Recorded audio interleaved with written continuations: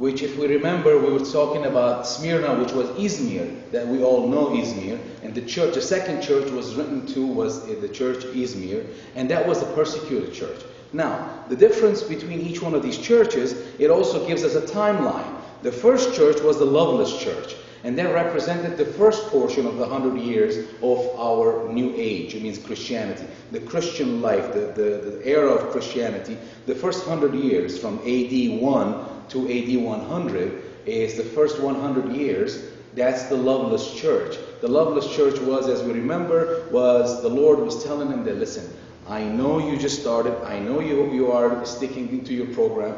I know you love me. I know you want to be part of me, but you lost your touch because this is the second and third generation, and they are just into emotion of being Christians, but not in their heart.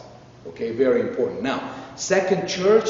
The second church was, as we spoke, the second church was Smyrna, and that church was the persecuted church, which represents a time of from 100 to 315, the time frame, the timeline. And that represents the time of the church, as we know, as what's called the persecuted church. This is the time when the Lord told them that I was also dead and are alive, just like the city itself represents of a dead city and was alive.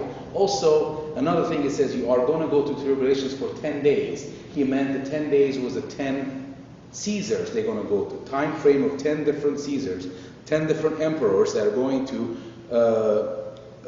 control during that time frame from AD 100 to 315, 10 different emperors, and every one of them is going to be worse than the other. Every one of these emperors, every one of these Caesars are going to be persecuting the Christians very, very, very hardly. So this is the time of the church of the persecution. This is the only church that the Lord had nothing bad to say to. This is the only church that the Lord did not tell them anything to rebuke them. He just told them, stay fast, steadfast, stay strong, and be in your faith as you are.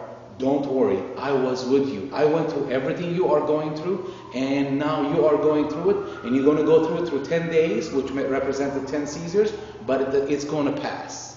Now we're going to come to the third church, third letter. Each one of these are letters to actual churches at the time, and these churches were also Paul, the disciple Paul, and also John were involved in. So there's so many more depths into it.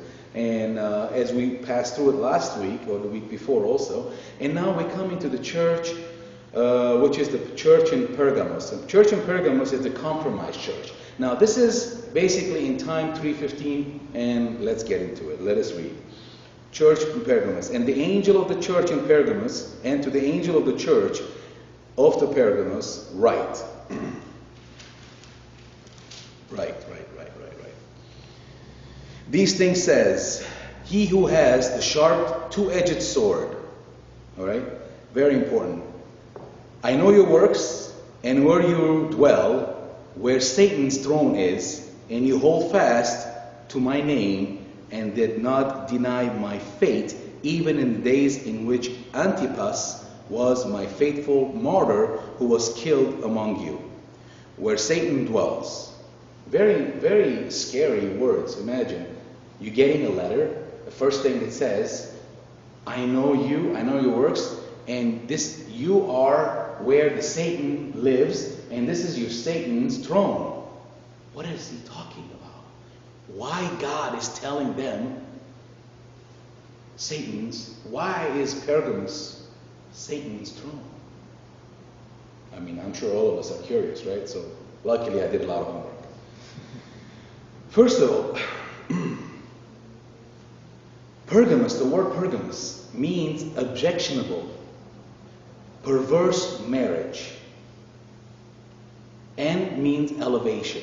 So the word Pergamos, automatically itself, the name of the city, the name of this town, the city, the church, which in the city is, means objectionable, perverse marriage, and elevation. What does that mean? We spoke about this last time, about how Lord was giving the example of the church and marriage.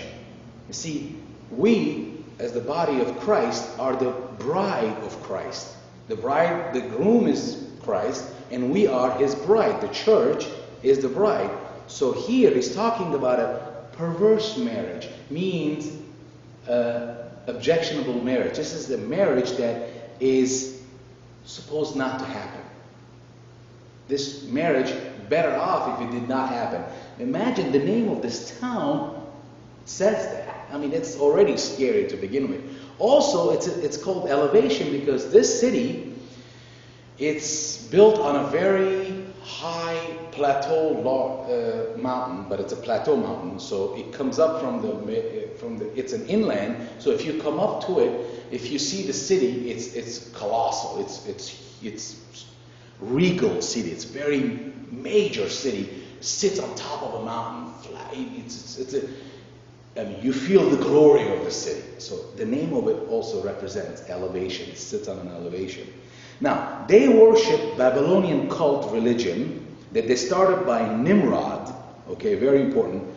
Nimrod, now who's Nimrod? Nimrod was a hunter against God. This is all, we're going back into the Old Testament, in the Old Genesis.